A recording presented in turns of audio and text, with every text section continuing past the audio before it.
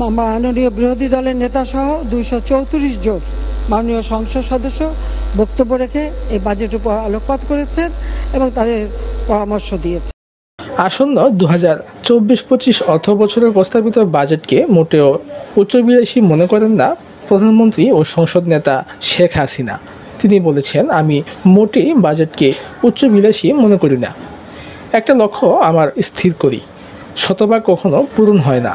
Challenge নেওয়াটাই তো আমাদের কাজ, চ্যালেঞ্জ নিয়েই তো আমরা চলতে চাই, চ্যালেঞ্জ নিয়েই আমরা এগিয়ে যাচ্ছি। প্রধানমন্ত্রী এই সময় আরও বলেন, তারপরও আমাদের সুনির্দিষ্ট একটা লক্ষ্য থাকে যে এখানে আমরা যাব, সেটা আমরা যেতে পেরেছি।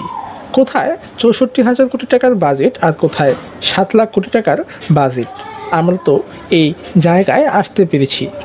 শনিবার বিকেলে জাতীয় সংসদের অধিবেশনে 2024-25 অর্থ বছরের প্রস্তাবিত বাজেটের উপর সাধারণ আলোচনায় এই অংশ নিয়ে প্রধানমন্ত্রী এইসব কথা বলেছেন। স্পিকার ডক্টর শিরিন শারমিন চৌধুরীর অধিবেশনে সভাপতিত্ব করেন। প্রধানমন্ত্রী এই সময় বলেন, চ্যালেঞ্জ নিয়েছি বলেই সম্ভব হয়েছে। আমাদের ইচ্ছাটা কি? দেশের মানুষের ভাগ্য পরিবর্তন করা। সেই জন্যই তো উন্নয়নটা হয়। আমাদের উন্নয়নের ধারা যেন অব্যাহত থাকে, সে লক্ষ্যে আমরা এই বাজেট প্রণয়ন করেছি এবং উন্নয়ন বাজেট দিয়েছি। এখানে কমানোর কিছু নেই। তিনি এ সময় আরও বলেন, এই বাজেটের মধ্যে আগামী দিনে আমরা যে প্রেক্ষিত পরিকল্পনা করেছি 2021 থেকে 2041 সাল, সেটি বাস্তবায়নে সক্ষম হব। সে ধারাবাহিকতা আমাদের আছে। আমরা একটা রাজনৈতিক দল করি, বাংলাদেশ আওয়ামী লীগ। আমাদের কিন্তু নিজেদের ঘোষণাপত্র আছে। আমরা কিন্তু নির্বাচনের আগে ইশতেহার ঘোষণা করি। এই ইশতেহার আমরা কখনো ভুলে যাই না। জাতির কাছে যে ওয়াদা দিয়ে জনগণের ভোটে নির্বাচিত হয়ে আমরা ক্ষমতায় আসছি, তা আমরা পালন করি।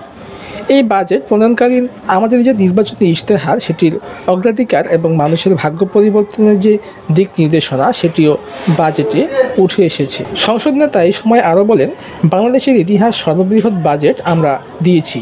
বাজেটের আকার 7,97,000 কোটি টাকা। আমাদের বার্ষিক উন্নয়ন কর্মসূচি 2,65,000 কোটি টাকা। আগামী অর্থ বছরে প্রবৃদ্ধির লক্ষ্যমাত্রা 6.75%।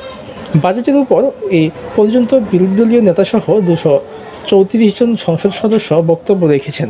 তারা বাজেটের উপর আলোকপাত করেছেন ও পরামর্শ দিয়েছেন। এর বাইরে অনেকেই বাজেট নিয়ে আলোচনা করছেন। শেখ হাসিনা এই সময় আরও বলেন, আজ বাংলাদেশ সারা বিশ্বে মর্যাদার আসনে আসতে পেরেছে। আজকের বাংলাদেশ হাত পেতে ভিক্ষা চাওয়া বাংলাদেশ নয়। আমরা উন্নয়নের পরিকল্পনা নিয়ে তা বাস্তবায়ন করি এবং মানুষের ভাগ্য পরিবর্তন করি। যারা পরিবর্তনগুলো দেখেন না, তাদের বলবো, গ্রামে যান।